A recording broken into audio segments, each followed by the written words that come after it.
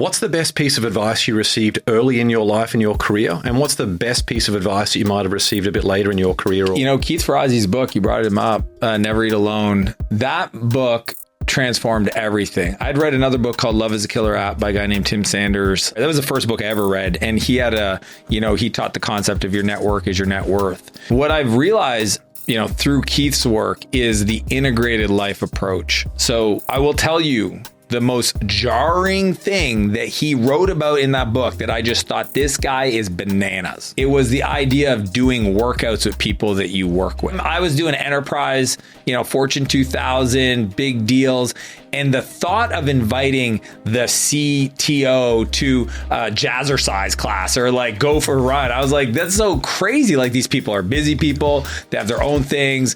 I don't even know if they work out. Why would I want to be all in a mess, sweating in front of them?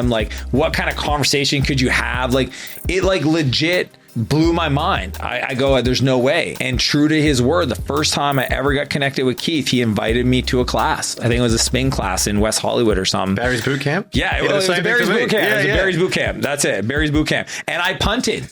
I didn't even say yes. And we ended up meeting up for brunch after his class right nearby on the corner. There's a restaurant. Fast forward to today.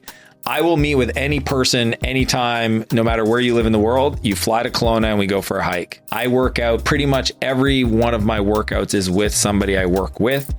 It is so integrated into my life that it would be weird for me to not have done a workout with people I'm trying to build a deeper relationship with. When people do hard things together, they go to war together, and the war could be a CrossFit class, it could be a 10K run, it could be whatever. So you build a bond that's just completely different than always meeting in a boardroom or whatever. So it's funny how I can still remember as a 25-year-old reading that book versus the person I sit here today. I'm just like, that was a cool thing to learn that I appreciate he wrote about that, because it really transformed the paradigm I had around it. And something I love about that is how you can use the power of relationships to be able to leapfrog that traditional linear route. How can you get someone in a position of influence? How can you figure out exactly what it is that they want and then take steps to be able to do that?